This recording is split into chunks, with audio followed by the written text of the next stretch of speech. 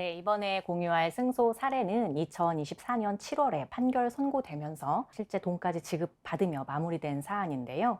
우리 의뢰인분이 유류분 반환 사건에서 승소한 사안입니다.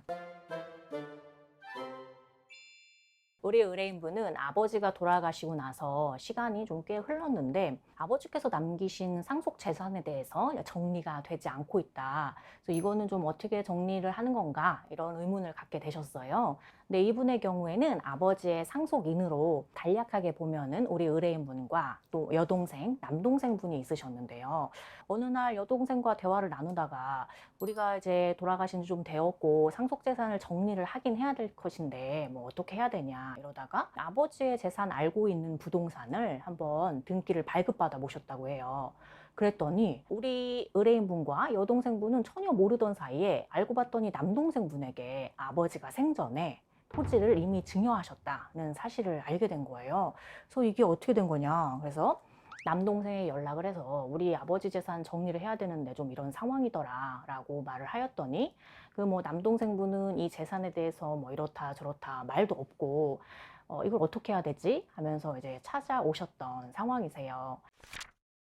이제 우리 의뢰인분은 아버지가 생전에 사실 어디서부터 어디까지 재산을 갖고 있는지도 잘 알지 못했고 그거를 사실 자녀들에게 나 재산 여기 있다 이렇게 뭐 일일이 알려주시지 않는 경우도 꽤 있거니와 뭐 자식 입장에서도 사실 일일이 물어볼 생각을 하기도 좀 어렵다 보니까 아버지 재산이 토지가 뭐 몇 개 있지 이 정도로만 알고 있는 상황이셨다고 해요.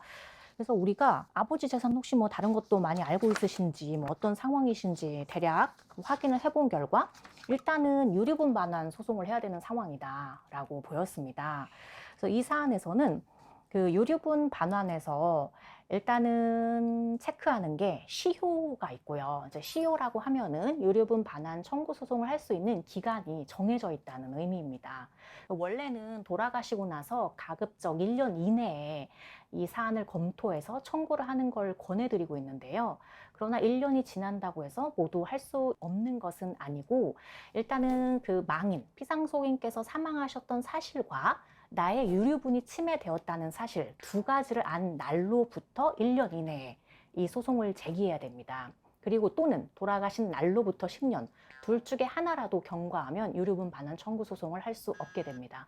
그래서 우리 의뢰인분은 돌아가셨을 때로부터는 1년이 경과하였지만 최근 알게 되었다. 나는 아버지 재산이 그냥 돌아가실 때 그대로 남겨두고 지금껏 정리가 그냥 안 되는 줄로만 알고 있었고 그거를 빨리 정리해야지, 먼저 말해야지 그런 생각 자체를 못하고 있었을 뿐이지 생전에 남동생에게 전부 줬을 줄은 정말 모르고 있었다 이런 상황이셨거든요.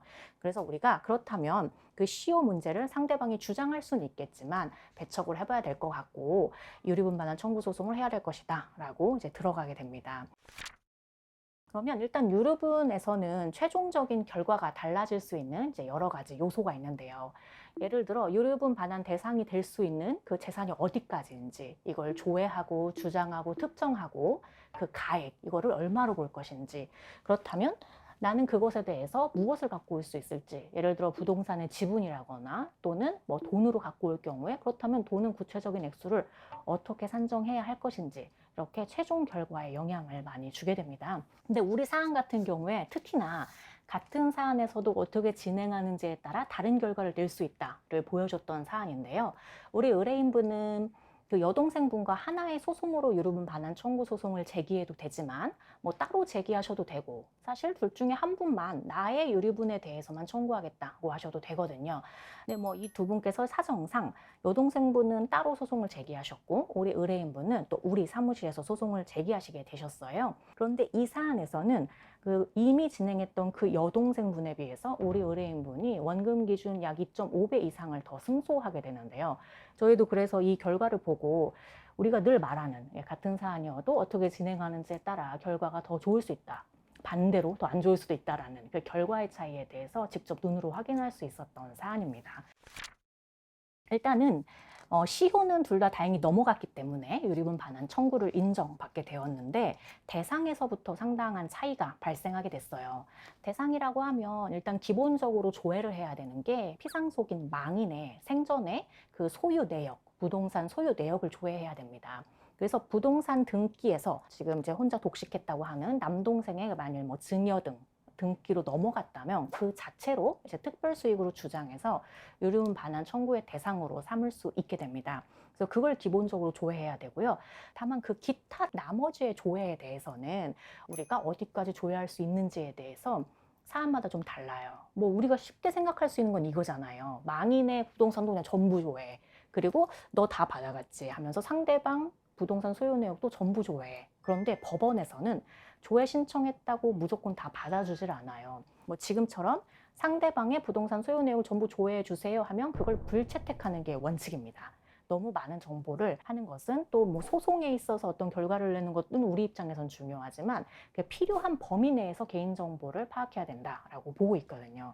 그래서 이 사안의 경우 무작정 다 조회할 수는 없는데 저희가 어떤 사항을 파악하게 되냐면 그 상대방이 본인의 아버지로부터 직접 받은 게 아니고 사실은 할아버지로부터 아버지를 통해서 본인이 받은 거라서 아버지로부터 상속받은 것이나 마찬가지임에도 불구하고 등기상으로는 할아버지로부터 바로 가는 그런 사례들이 있었던 것입니다. 결론적으로는 상대방이 할아버지로부터 직접 받게 되는 것도 망인으로부터 받은 것이나 마찬가지다라고 해서 유류분 반환 청구의 대상으로 삼게 되고요. 이런 것 등등에서 유류분 반환 청구 대상의 차이를 발생시키게 됩니다.